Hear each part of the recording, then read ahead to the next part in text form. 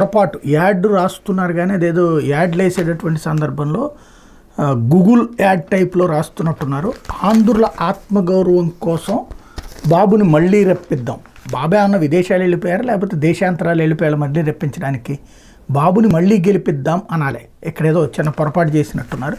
Add అంటే తెలుగు మీద మంచి అవగాహన ఉన్నటువంటి తెలుగుదేశం పార్టీ ఈ పదం కరెక్టో కాదో ఆలోచించుకుంటే బెటర్. లేదు వాళ్ళు అనుకున్నది కరెక్ట్ అయితే వాళ్ళ ఇష్టం. లేకపోతే జగన్ భక్త ఐపీఎస్లపై వేటు. నిఘా విభాగాధిపతి పిఎస్ఆర్ ఆంజనేయులు, విజయవాడ సిపి కాంతిరాణా బదిలీ. వాళ్ళిద్దరికి ఎన్నికల విధులు అప్పగించద్దన్న ఈసీ నేటిలోగా ప్యానెల్ పంపాలని సీఎస్కి ఆదేశం.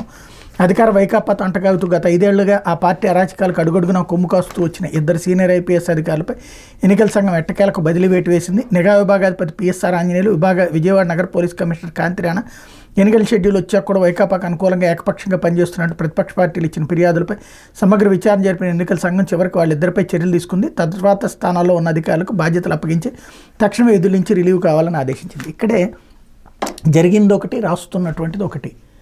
ఇక్కడ వాళ్ళు కనుక అట్లాగా దుర్వినియోగం చేసినట్టుంటే సస్పెండ్ చేస్తారు, అంతేగాని బదిలీ చేయరు.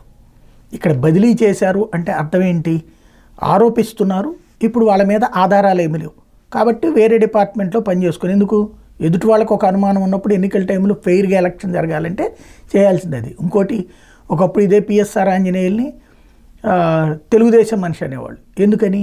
సిన్సియర్గా పనిచేసినప్పుడు ఆ రోజున సిన్సియర్గా పనిచేశారు, ఇప్పుడు సిన్సియర్గానే పనిచేస్తారు. కాంతిరాణా కానీ వాళ్ళు సిన్సియారిటీ అన్నటువంటిది ఇప్పుడు పార్టీ అంటే ఏం చేయాలి? సిన్సియారిటీ అంటే ఇప్పుడు అధికార పక్షం వాళ్ళని లోపలేసేసి ప్రతిపక్షం వాళ్ళందరినీ కూడా బయటికి పంపించాలి. ఈ తరహా చేయకపోతే వాళ్ళందరూ దుర్మార్గులు అనేటటువంటి రూట్. ఏం తప్పు చేశారు వాళ్ళిద్దరూ?